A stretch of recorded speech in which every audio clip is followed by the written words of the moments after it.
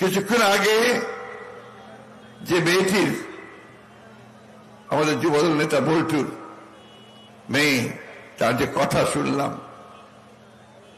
তার যে আত্মনাদ হাজারি শুনলাম, যে আমি আমার বাবাকে বাবা বলে ডাকতে পারি না, কারণ উনি বাবা নেই।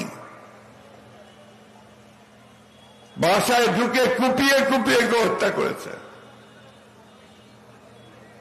আমাদের এই জান্নাতুল বাকিয়ে এটা একটা ঘটনা, সারা দেশে অসংখ্য ঘটনা।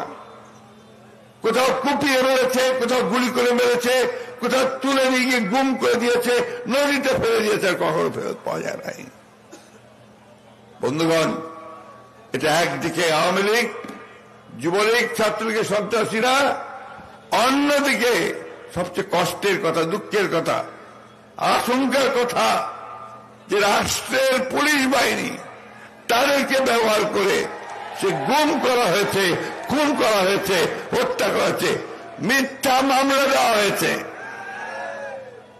আপনার গায়েবী মামলা মনে নাই?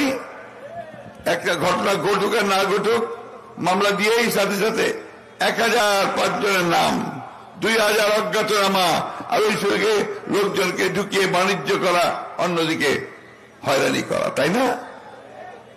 আল্লাহর কাছে অশেষ শুকরিয়া, রহমত যে আমরা সেই অবস্থা থেকে বেরিয়ে এসেছি। আজকে আমরা সেই মানুষগুলোকে দেখতে পাই না, আমরা সেই চেহারাগুলোকে দেখতে পাচ্ছি না, কারণ তারা জনগণের রোষে দেশ ছেড়ে পালিয়ে গেছে। বন্ধুগণ, একটা অভিযোগ আছে, সবাই বলছে পুলিশ কাজ করছে না। পুলিশ কাজ করবে কোত্থেকে? পুলিশকে যেভাবে এই আওয়ামীরা ব্যবহার করেছে, সরকার ব্যবহার করেছে, এটা কোন গণতান্ত্রিক দেশে ব্যবহার করতে পারে না।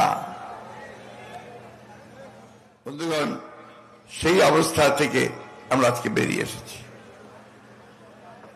আমাদের আজকে একটা সম্মেলন, দলের সম্মেলন, এবং 16 বছর পরে চুয়াডাঙ্গাতে সম্মেলন হচ্ছে।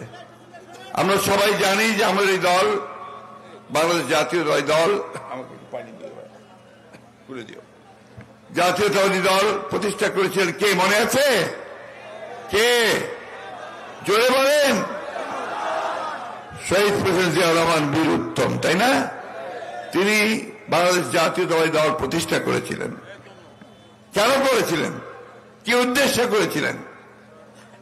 তার আগে 1975 সালের আগে এই আওয়ামী লীগ তারা সেই ক্ষমতায় ছিল। তখন নেতা ছিলেন শেখ মুজিবুর রহমান, তিনি অবিসংবাদী নেতা। তার বিরুদ্ধে একটা কথা, তার বাইরে একটা কথা বলার কোন উপায় ছিল না। এবং তখন একটা ভয়াবহ বাহিনী সেদিন সমস্ত বাংলাদেশকে সমস্ত ধ্বংস করে দিচ্ছিল। এই যে কিছুক্ষণ আগে দুদু বললেন যে তাকে প্রায় 1 বছর কারাগারে থাকতে হয়েছে, শত শত মানুষকে সেদিন গুম করা হয়েছে। শুধু কুষ্টিয়া চুয়াডাঙ্গা এলাকাতে 1000 লোককে হত্যা করা হয়েছে, গুম করা হয়েছে। সারা বাংলাদেশে 30,000-এর উপরও তরুণ কিশোরকে সেদিন হত্যা করা হয়েছে শুধু বিরোধিতা করার জন্য। এবং রক্ষী বাহিনী নামে একটা নতুন বাহিনী তৈরি করা হয়েছিল। আমি চেয়ারম্যান সাহেবের কাছ থেকে অনুমতি নেব, এই কথাগুলো বলা প্রয়োজন। আমরা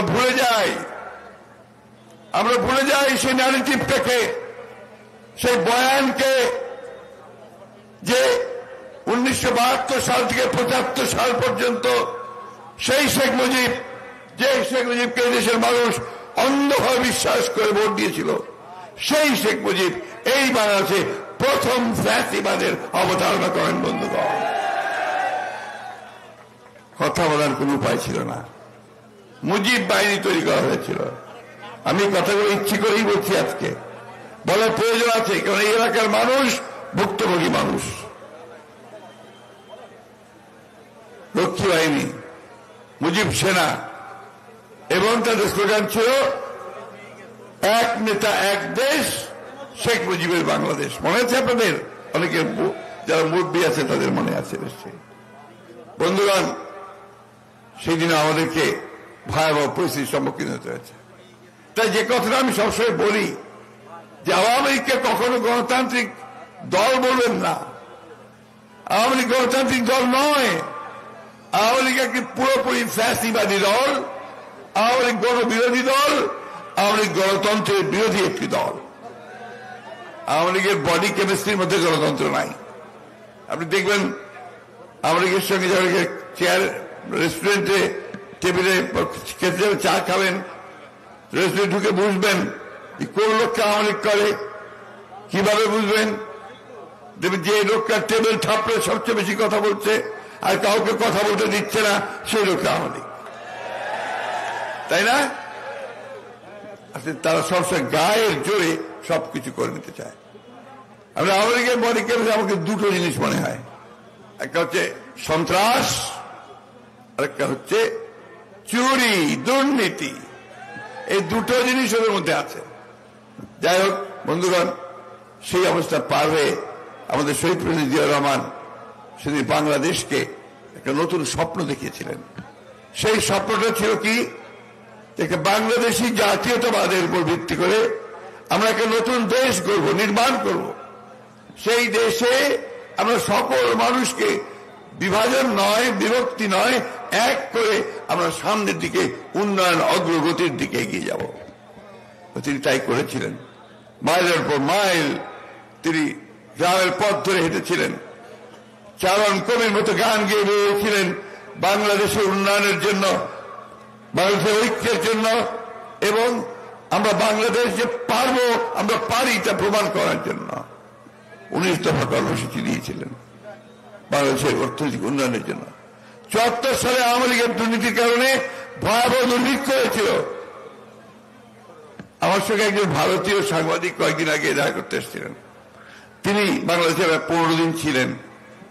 15 দিনের পরে তিনি ভারত গেছেন। ভারত থেকে একটা ইউটিউবে তার সাক্ষাৎকার বেরিয়েছে।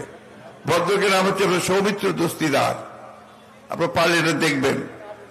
তিনি বললেন, বাংলাদেশে যে সমস্ত প্রচারণা ভারতের মিডিয়া থেকে করা হচ্ছে তার একটাও সত্যি নয়।